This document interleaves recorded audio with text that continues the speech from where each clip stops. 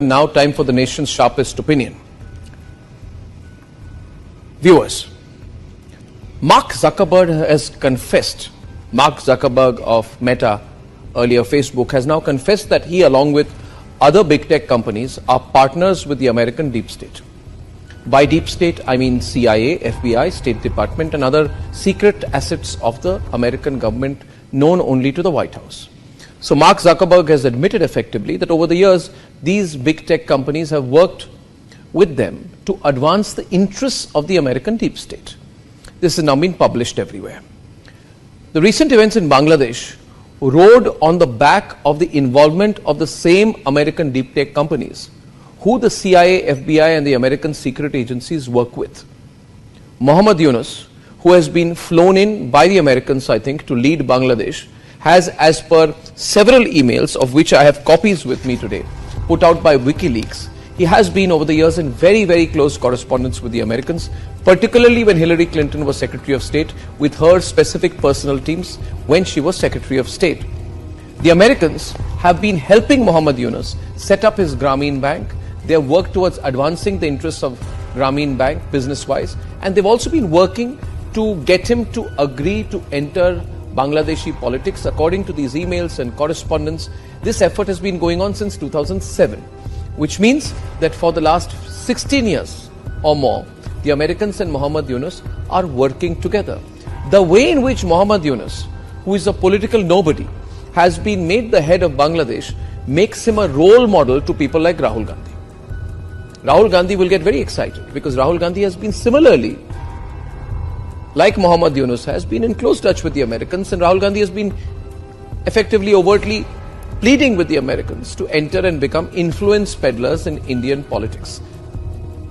Now, ladies and gentlemen, since Narendra Modi went to Moscow recently and defied the Western media expectations that he would distance himself from Vladimir Putin, the American State Department, the American Embassy in New Delhi, and its deep state assets and machinery have become overactive.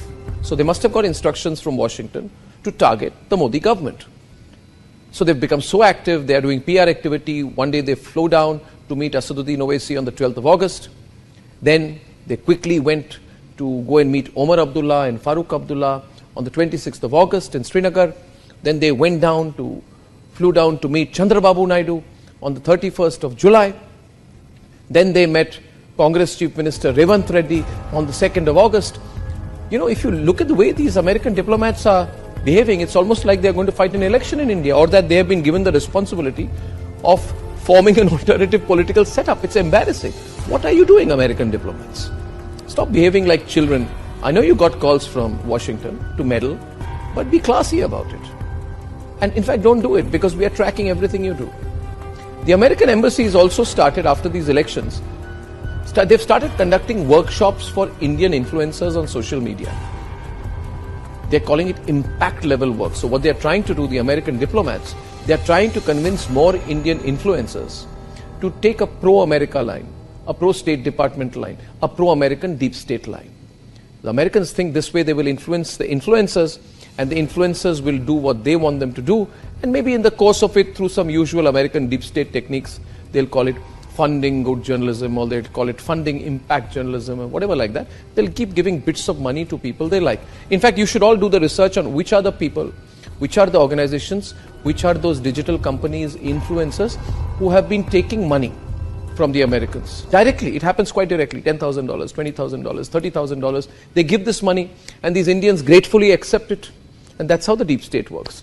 Ladies and gentlemen, the American deep state, which was, in my view, earlier supporting the Aam Aadmi Party, has now hitched completely and moved its forces entirely behind the NGO Congress ecosystem. Mark Zuckerberg's admission in all of this, that he has been a very loyal lieutenant, effectively, of the American deep state, brings into the open the big tech deep state conspiracy. The only difference is that between Bangladesh and India is that we are a larger country. We are a bigger country, we are a stronger country.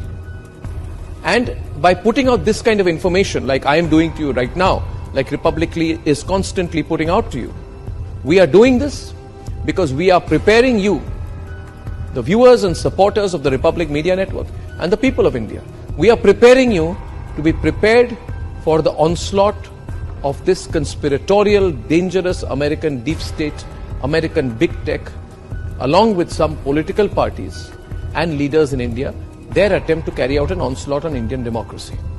I believe this is an inevitability. They are working so hard on it, they will try to do it. Who are the people who will work with them in India? Well, it could be the same people who are questioning the EVMs, the same people who are questioning the whole electoral process in India, and are therefore creating a narrative on behalf of their American bosses that Indian electoral democracy has failed. Take a few steps back and look at what people in Bangladesh were saying 2 to 3 months back. They, along with the Americans, started saying that yes, Sheikh Hasina has won the elections, but the elections were not fair. The electoral process is not fair. Now, was the coup fair? Was the military coup fair? Was bringing in a political nobody like Muhammad Yunus, who is clearly an American agent, a deep state agent, and putting him as the face of a military government, is that fair to the Bangladeshi people? Is the crashing of the Bangladeshi economy fair? Are the killings of Hindus fair? Ladies and gentlemen, the people in India, the Mir Jafars, feel that if the Americans could make Muhammad Yunus the leader of Bangladesh, then they too can use the Americans as a springboard to come to power in India. And these people in India who are losing elections or have not fought an election or can never win an election through the normal way, who will keep losing elections, they want to work together with American deep tech to engineer chaos in India, to subvert the election results of June 2024. Now, in all of this, what do you need to do? What you need to do is to let everyone know what this American deep state plan is against Bharat. To forward this video, to tell every Bharatiya that this American conspiracy against India's supreme national interest has to fail. And that we together, the people of Bharat, should teach the Americans the geopolitical lesson that they fully deserve. Serve them a defeat. Teach them a lesson that only Bharat can. So we have to come together. Please spread this video as widely as you can, so that the Americans know that even before they think they can act against us, that we've got our lens on them. It is they who should be on the defensive.